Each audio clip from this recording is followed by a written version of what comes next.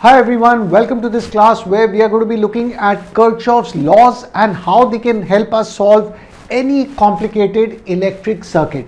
So these are some very powerful and very simple laws which when you apply to difficult circuits you can easily solve them, and I'm going to make these concepts absolutely crystal clear for you. So keep your pen and paper ready and let's get started. Before we begin, just a quick reminder, do check out the courses on our website manochaacademy.com and our Android app Manocha Academy. All the links are given below and please do share it out with your friends as well. So let's take a look at what are Kirchhoff's laws. There are actually two important laws, the first law and the second law. So Kirchhoff's first law is also called the junction rule or Kirchhoff's current law because it deals with currents, as we'll see. And then the second law, it is known as the loop rule. This is called junction rule, this is called loop rule, and this is also known as Kirchhoff's voltage law. And what is so powerful about these laws is that they help us to solve complicated circuits. So let's see what are these laws and how we can apply them to easily solve questions. So first let's look at Kirchhoff's first law, which we said is also called his current law because it is based on currents, and this is a very simple law. As you'll see, it says that the sum of the currents entering a junction, okay, so like for example, if you consider these three wires here, then this point is called the junction point, the meeting of these three wires. So obviously you need three or more to have a junction, because if you have two wires, well, that's also a junction, you can say, right, or a meeting point where the currents entering here is going to be the leaving. But if you consider it as one wire, so then it's really not, it doesn't look like a junction. So mostly you'll use it the case when there are these kind of three wires or more than three, like four wires here, then this is your junction point. Okay, this is your junction point, which I'm labeling as J. So he's saying that the sum of the currents entering a junction, which we have labeled with J, is equal to the sum of currents leaving the junction, right?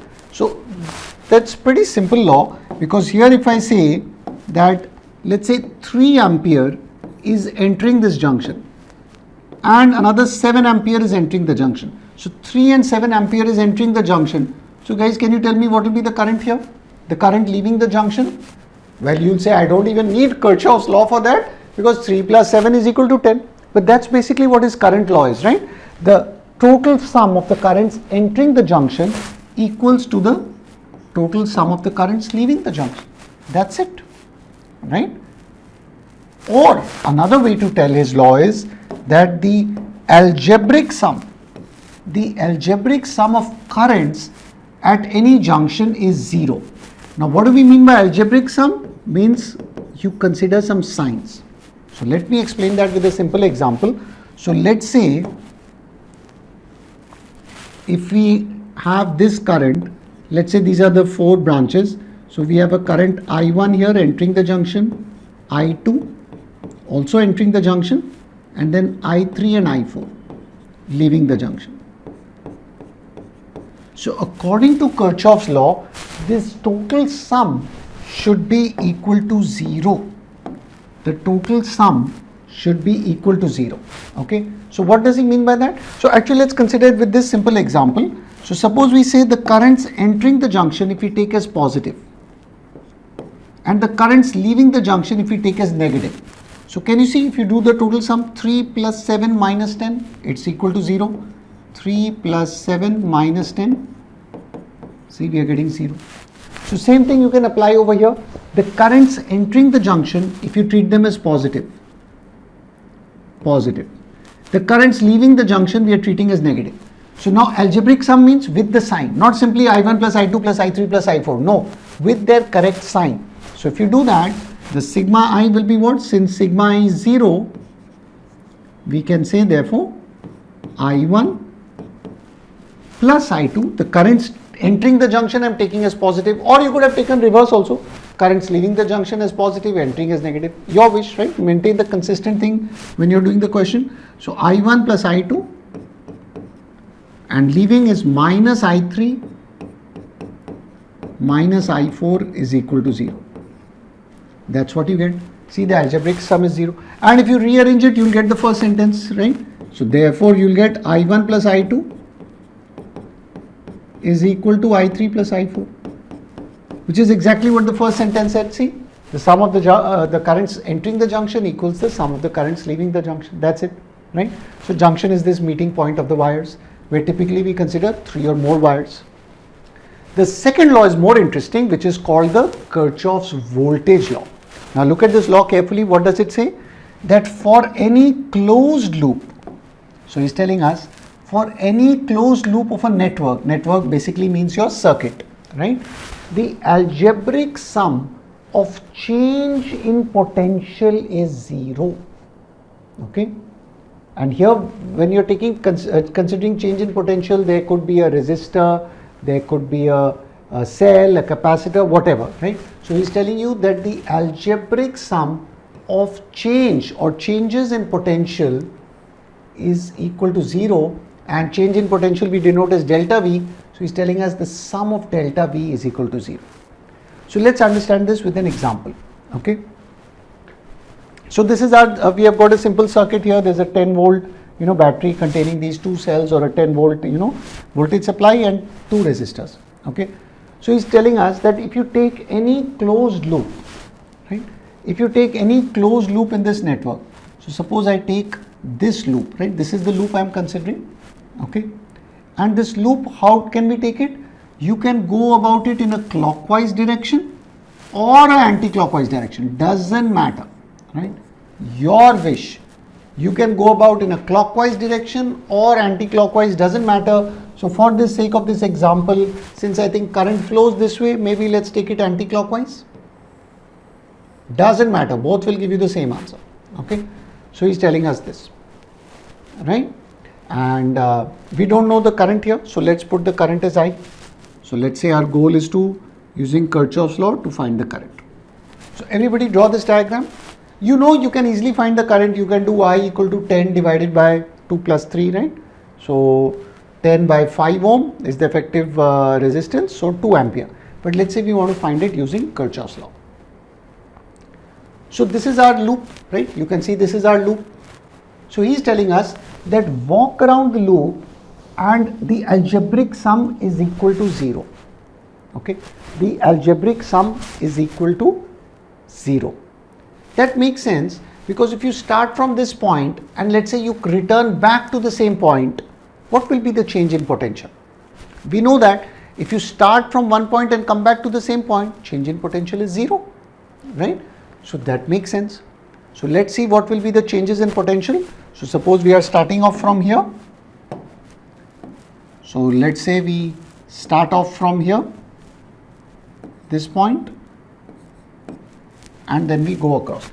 So as you're going across in the wire, wire is a perfect conductor, so there is no potential drop. The potential change or drop will happen at the first resistor. So how much is the potential drop going to happen or change going to happen? So here, one important thing is current is flowing in this direction. I is flowing in this direction, right? And when you're going around this loop, the path, so loop, let me maybe put it in a different color. Let's use a nice yellow color for the loop. This is our loop. So the path we are traversing is in this direction. This is our path. This is our path for these resistors. So if you're moving in this path, right, where the path is along the current, we know that resistance causes a voltage drop. That you guys know from resistor concept, that there is a drop in the resistance as you go around, and we are talking about the conventional direction of current, right, from positive to negative terminal. So as you go along the conventional direction of current, there is a drop in potential, yes or no? Okay, so what will be the delta V over here? Can you guys tell me? So what will be the delta V1? Suppose we say this is our delta V1. What is it going to be? It is going to be I times this R1, right? It's going to be I times R1. That will be the potential drop over here. Okay, from positive to negative, it's going to be I times R1. What do you think will it be? What will be the change in potential over here? Delta V2 is going to be I times R2. And what will be the change in potential over here? That is going to be 10 volts. Do you guys agree? The delta V over here, or delta V3. So as we are going across, so there's a change in potential in the battery also. Delta V3 is going to be 10 volts. Do you agree? Yes or no? Tell me. So this way, when we are going this way, and then see as we complete the loop, then our path this time is this way. So please see, does all these potential drops, does it make sense to you? Tell me. Now one important thing, so when you start writing this, okay, so when you start writing this, what will you do? You are basically going to do delta V1 plus delta V2 plus delta V3, right? So you're going to do delta V1 plus delta V2 plus delta V3, all the change in potentials if you add up, because you're completing the loop, you're coming back to the same point, the total change in potential should be 0. That's obvious, the total delta V should be 0. But now one important thing is one sign convention you have to follow, and this is where students make the maximum mistakes. Now listen to this part carefully. When your path is, you're going along the current, like I was saying, in the resistor you will get a voltage drop. So this by convention we take it as a negative. So this will be minus IR1. This will be minus IR2. Purposely I didn't write that because I wanted to learn the convention that if the current direction across the resistor is the same as the path that you're traveling, then there is a voltage drop. But suppose you're going in the opposite way, then there will be a voltage rise, right? Because you know that if you go along the current, then across a resistor there is a voltage drop. Is that clear? So that is why I have taken these guys to be negative, and you need to substitute the same thing over here. So this is going to be minus IR1, this is going to be minus IR2. Now the delta V3 is very interesting. See, we are going from the negative to the positive end of the battery. That means we are clearly going to the higher potential. We are moving from lower to higher potential, from lower to higher potential. So clearly here it is going to be plus the EMF. So here you can put EMF, or we can directly put 10 volts over here. So this part will be plus 10 volts. Why? Because we are going from lower to higher. So one key point you have to remember, that when you go in across a cell, so, or let's complete this and then summarize the convention that we are following. So if you complete this, what will you get? That we are getting I times R1 plus R2 is equal to 10 volts. So current will be 10 divided by R1 plus R2, which is 2 plus 3. So we are getting 2 ampere. See, and this you would have got with anyway if you did with the simple method, but I just showed you that even with Kirchhoff's voltage law, you get the same thing as long as you follow the sign convention. So what is the sign convention that we have to follow? What is the sign convention that we need to follow, guys? Let's note it down. So before we do the questions, let's note it down, that the sign convention is, so let me just put some space over here. So from, I can just solve it in short over here, you guys understood. So I is working out to be 2 ampere. So what is the sign convention that you guys need to remember?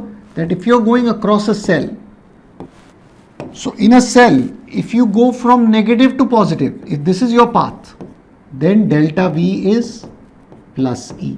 E is the EMF of the cell. But if you're going from positive to negative, that means you're clearly going to lower potential, then obviously your change in potential will be minus E, where the cell EMF or potential is given as E. Make sense? Now talking about a resistor. So summarizing for resistor. So resistor, it is important to see the path direction and the current direction. So let's say current is like this. Once again, if we are going, the path and current direction is same. Path and current direction is same.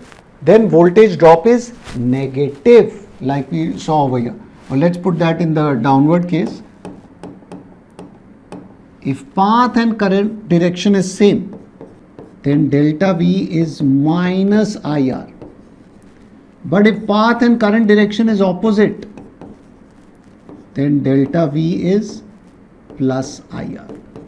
If you guys can remember this important convention, then voltage law will not cause any problem to you. It will be very, very easy to reply. And this is, again, understand the logic. Cell logic is very easy. You're going from negative to positive, so obviously change in potential is positive. You're going from positive to negative, so decrease in potential, change in potential is negative. Here we know that from Ohm's law we have studied that when we go across, normally we always used to go in the direction of current, we said voltage drop, see? So there will be a voltage drop here, negative. And when you're going in the opposite way, if your path is opposite to the current, there is a voltage gain. That's it. Okay. So this whole Kirchhoff's voltage law, this is in short known as KVL. This guy is known as KVL, Kirchhoff's voltage law. And this one, Kirchhoff's current law, in short is known as KCL. But please don't think that is potassium chloride. No, that is Kirchhoff's current law. Now what is this law based on? So what is the proof or what is the reason of Kirchhoff's current law?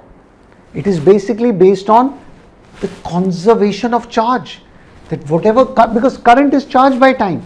So whatever electrons or charges or, we don't consider protons, right? We know that current is electrons. So whatever electrons or charges are flowing this way, they will add up and flow this way, right? So it is basically based on conservation of charge. So Kirchhoff's current law is based on conservation of charge, and Kirchhoff's voltage law is based on conservation of energy, right? Because voltage is based on the work done per unit charge. So you can note this down that these are all these laws, because sometimes they ask you what is it based on. So we can say this is based on conservation of charge. So what principle it is based on? Charge can neither be created or it's not getting destroyed here, right? So conservation of charge. And this guy is based on conservation of energy. Energy can neither be created nor destroyed.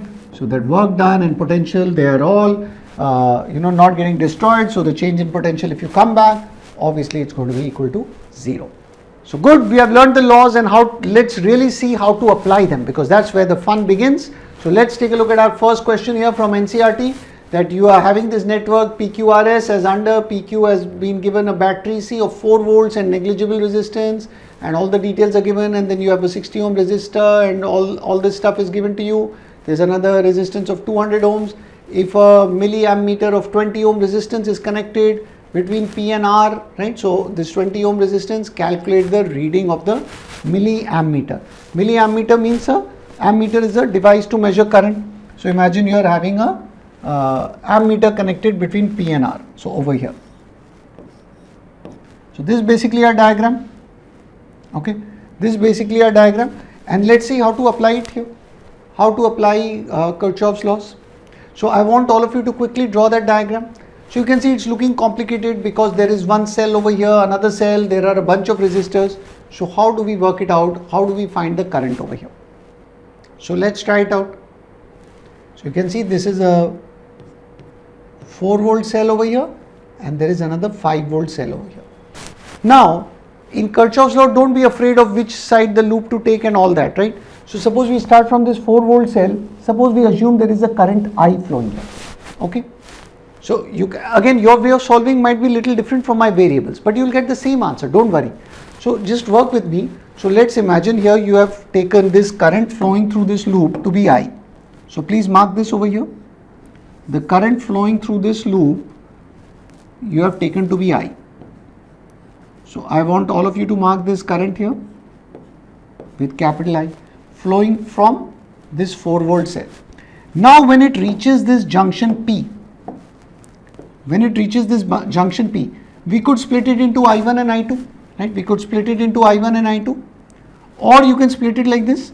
You can say that this much is I1, this current is I1, and so obviously this current will become I minus I1, or you could have taken I1 and I2 also, up to you.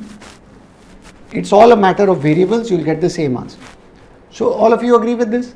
And this I1, how will it go? The I1 will flow till here, this I minus I1 keeps on flowing till here, and when they join at R, they become I again, because the same I has to enter the cell. So this is very important. The current leaving from the cell, see, must be the same current entering the cell. Same for this guy. And don't get worried that, will the current go this way because there's a competing cell over here? Well, suppose you took this as I and your current turned out to be negative. Then obviously it's telling you that, hey buddy, the current is actually flowing in the opposite direction. Okay, so don't worry. Just like you do, like in algebra, you don't know what is x. If it turns out to be positive, negative, you get to know the direction. So don't worry about which have I taken the wrong direction or something. You can just take any direction, but just make sure you're following the junction rule. So see, we use the junction rule over here, and the same junction rule applied at R, because they are automatically I1 minus I1 when they join, they became I. So can you guys see that we have applied, knowingly or unknowingly, you have applied the Kirchhoff's current law at P and R. Clear? Is this clear? So can you see the application of our KCL has been applied at? Do you guys agree? So first job is to mark out some currents over here. Now we have to come to the KVL part, and one hint is given. So we can take some loops over here, right? So what will be our loops? Now one thing is, will you take the entire thing as a loop, right? So it is better you take these two. You take this part to be a loop, you take this loop, and then you take this loop, and you use those loops to solve for the currents. So come on, I want all of you to try it, and then we'll do it together. So draw this diagram, and we'll be considering these two loops. Now again, remember, the loop should be taken clockwise, anti-clockwise, absolutely your wish, doesn't matter. So now just to let's be consistent here. Let's together, since we are solving it together, let's take both these loops to be, we have taken it here in this diagram in the clockwise direction. So please mark the, when you're doing KVL, please mark the loops clearly. So this is one loop, this is another loop here. So let me mark it clearly. And you also mark the loops. So this is one loop over here, and this is another loop. So those are our two loops of the KVL in the network, right? And both we are going clockwise. So come on, let's go ahead and try and apply the Kirchhoff's voltage law. So we'll say apply KVL to the loop, which one? PQR, we are going this way, so I can say PRQP.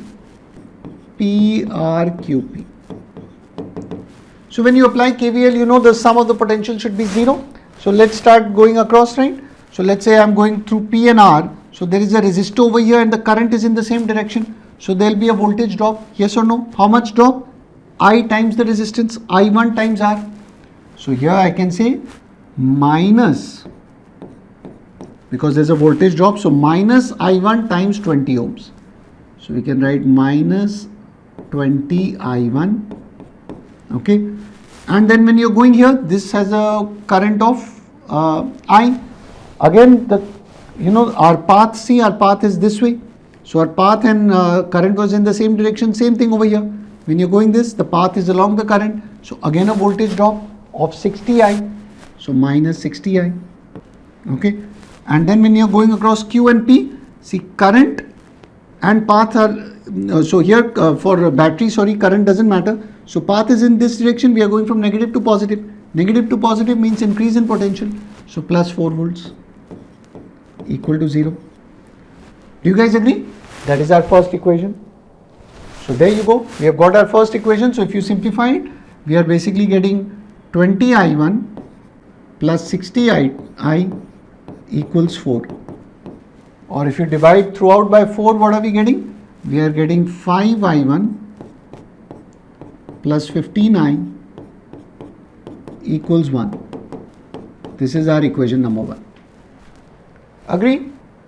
Now let's go ahead and apply the KVL to the other loop. So apply KVL, Kirchhoff's voltage law, to the loop, which one? P, so we are going again in a clockwise direction, so PSRP. So let's do that.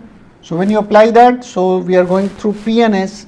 So when we are going, so our loop is this way, we are going from positive to negative. Note carefully here, we are going from positive to negative. So minus 5 volts.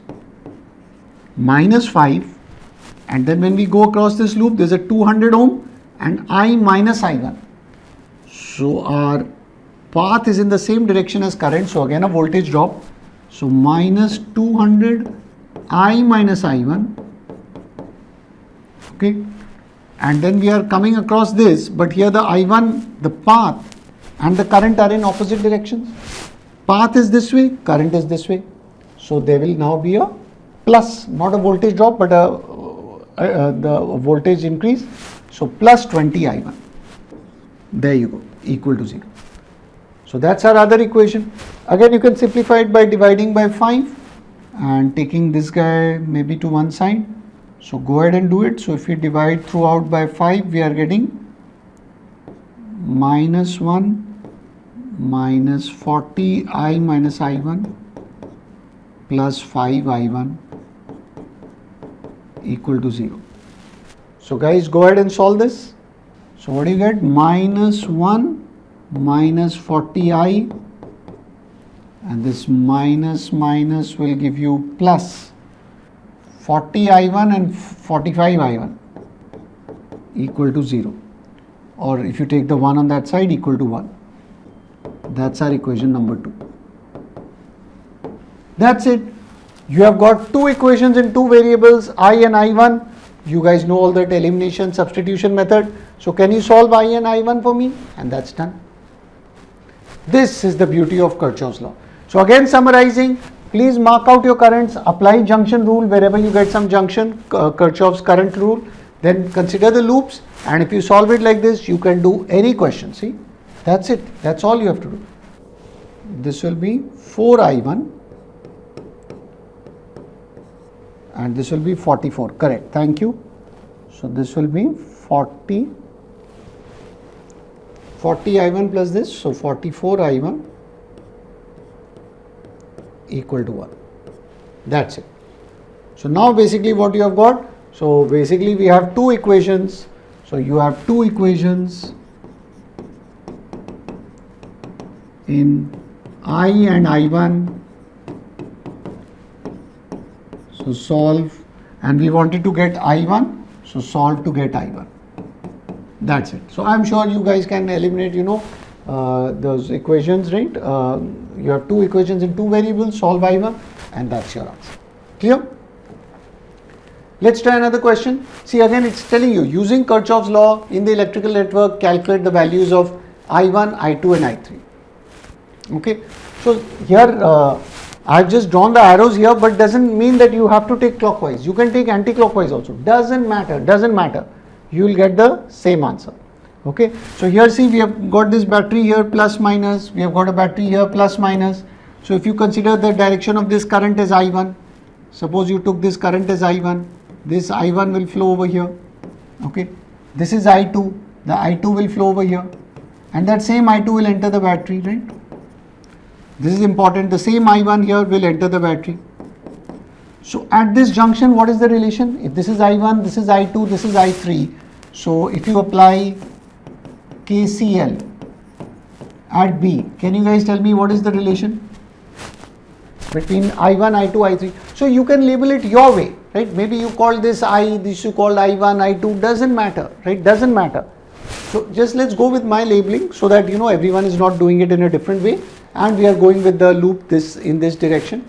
So, but first, before the direction of the loop, let's consider the junction, right? So what is the junction point? See, this is not a junction point because just simple two wires. This is the junction point, right?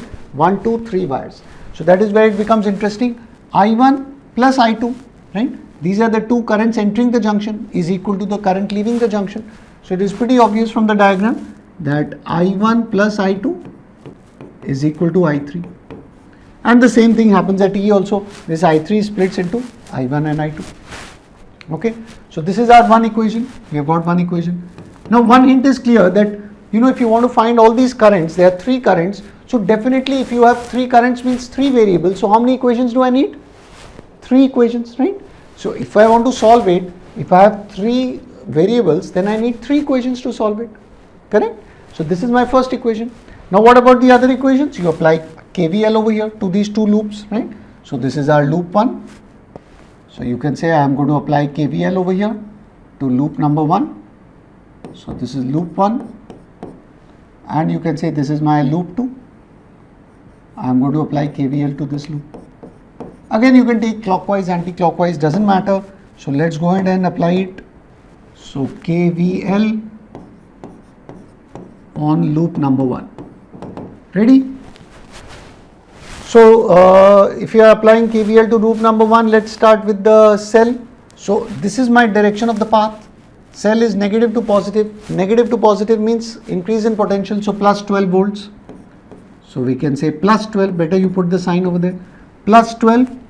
Now current is in this direction, I1, the path is also in the same direction, so there's a voltage drop in that 5 ohm resistor. So that's going to be minus 5 I1. Do you guys agree? The voltage drop will be IR, minus 5 I1. Then I continue here, there's no resistor. When I go here, see again path and current is in same direction, I3, right? According to my marking, it's in the same direction. So I'm getting minus 2 I3, okay? Please check if it's all correct. And then we are back to the 12 volts, right? So this is my equation number 2. This plus this is equal to 0. So I can, bring it all to one side. So I can say 5 I1 plus 2 I3 equal 12. This is equation number 2. Do you guys agree? KVL on loop 2. So let's apply it here on loop number 2. So maybe we can again start with the battery. So this time the path is going this way from positive to negative. So decrease in potential. So minus 6 volts. Now we are going here, see again against, current is downward but path is upward. So there will be a rise in potential across the resistor, right? Because if you go in the same direction, then there's a drop in potential. So plus 2 I3, okay? And when you're going here, the path is in the same direction. And the current. So path is in the same direction here.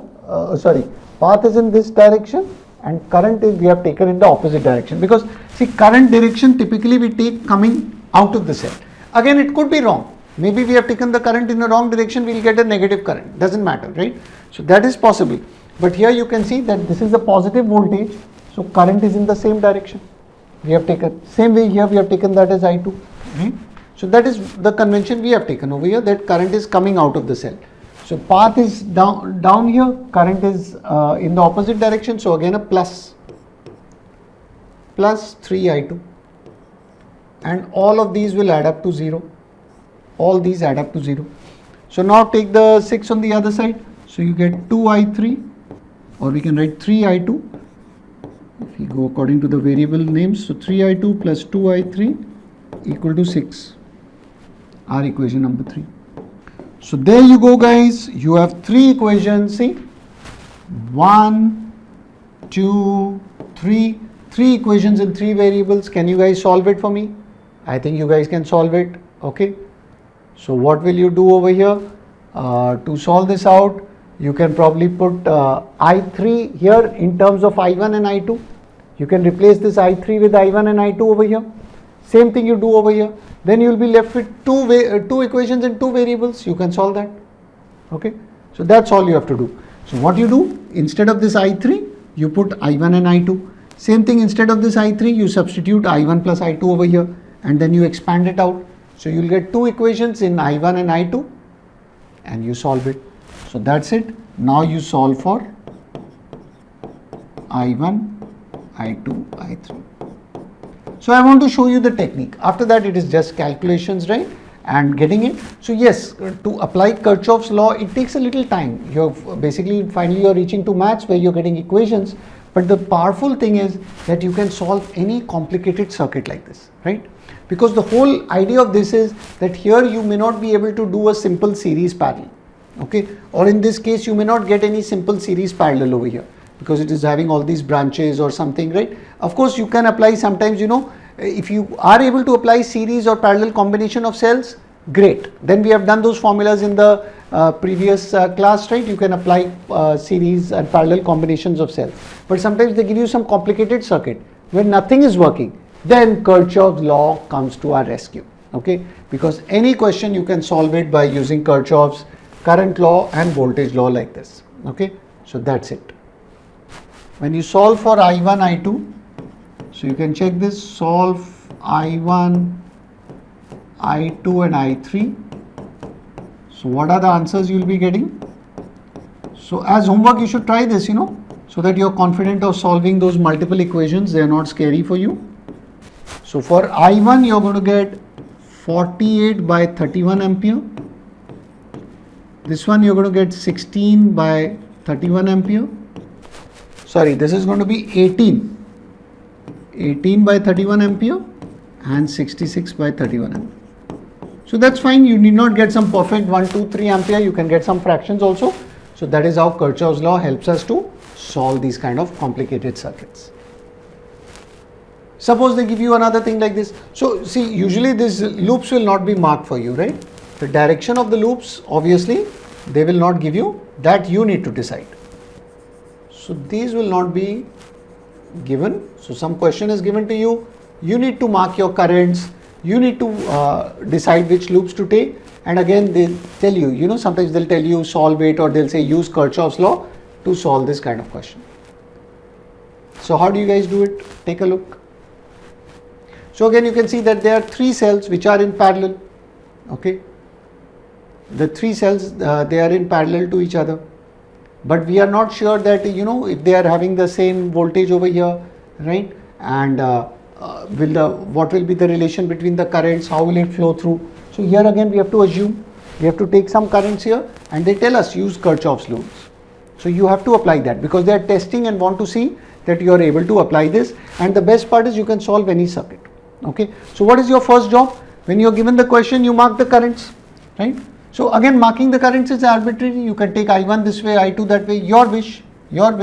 Okay. So here what I have taken. So here you can see in this diagram, since this is the most powerful cell, this one is the most powerful cell, you can see here 4 volts. So we have taken the current in this direction. I3 is in this direction.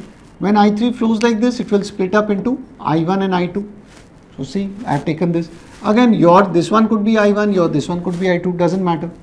So when you apply the junction rule over here, or Kirchhoff's current rule over here, what will you apply? Tell me.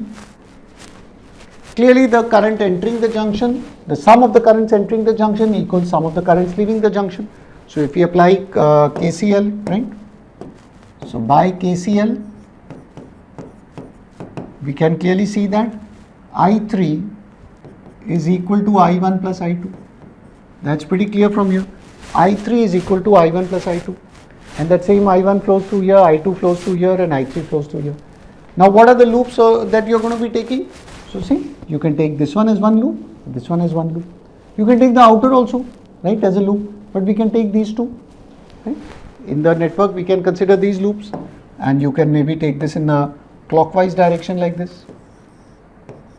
This one also you can take in a clockwise direction, right? Or you can take an anti-clockwise, doesn't matter. You'll get the same answer, but make sure you mark the direction of the loops, so that when you're solving it, it is very clear to you and you're following that sign convention. So are you guys confident that you can apply the loop rule, the KVL on this loop and this loop, and same procedure you have to follow? Okay, same procedure.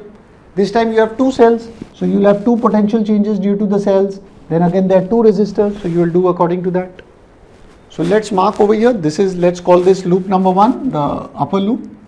So this one I can call as loop 1, and this one we'll call loop 2.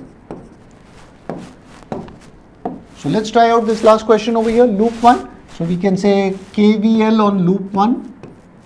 So maybe if I start off at this end, so I'm going to go in a clockwise direction. Note carefully. So here when you're going, so go carefully. This is your path in a clockwise from positive to negative on the cell, right? We don't have to look at the current, just we are going this way. Our path direction positive to negative, that means minus 2 volts, right?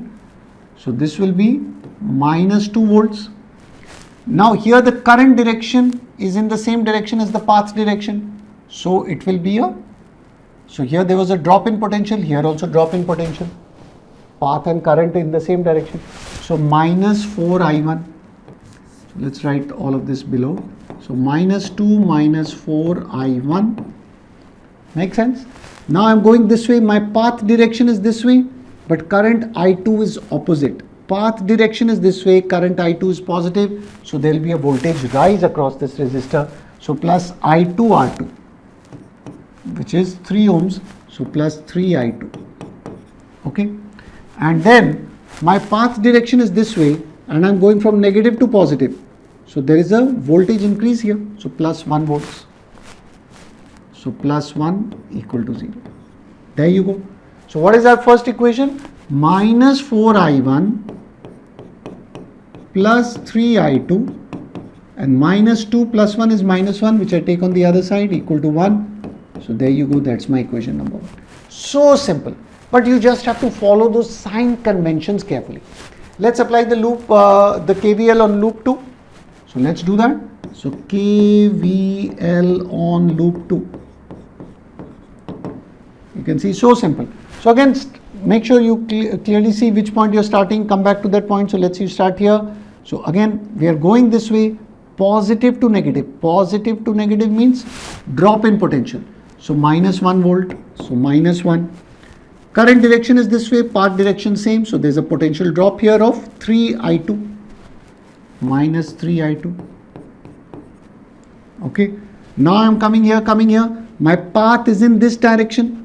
Path is in this direction. Current I3 is also in the same direction. So potential drop of minus. Yeah, this one also had a potential drop. This is also going to have a potential drop, right? Because the current is in this direction and path is also in the same direction. So minus 2I3.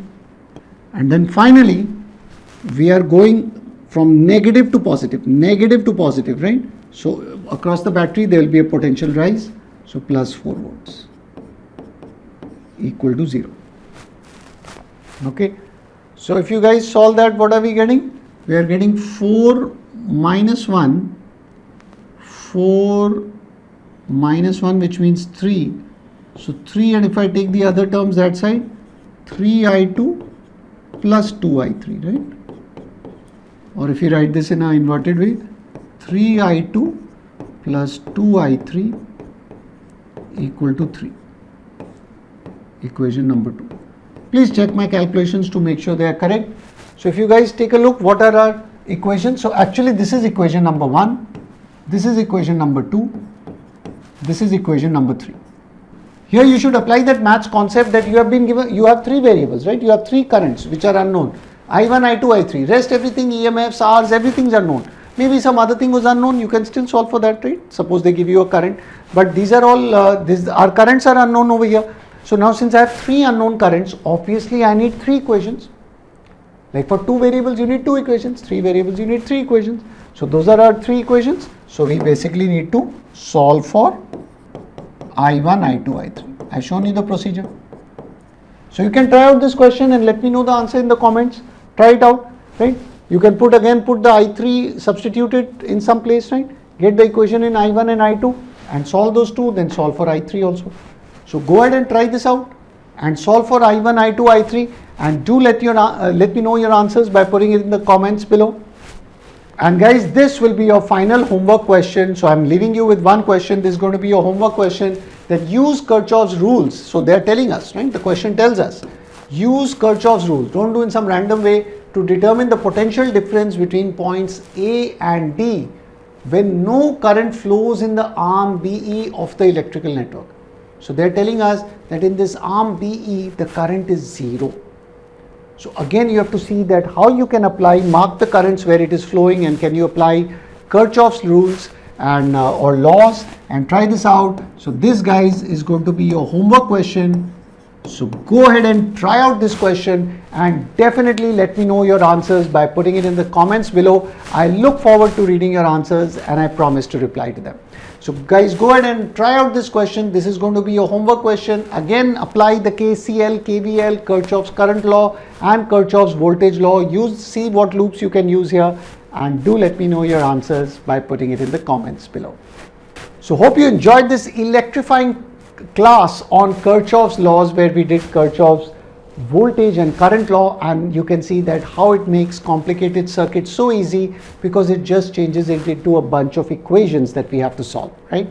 So that is Kirchhoff's Law is there for you, and do check out the courses on our website manochaacademy.com and our Android app Manocha Academy. All the links are given below. As you know, we have courses on science, maths, coding, AI, and our IIT NEET Foundation courses. In our courses, you're going to get live classes, concept videos, quizzes, questions, mock tests, and revision notes. So guys, do check it out. Make sure you've subscribed to our YouTube channel, follow us on Facebook, Insta, and X. So stay connected with Manocha Academy and enjoy your learning.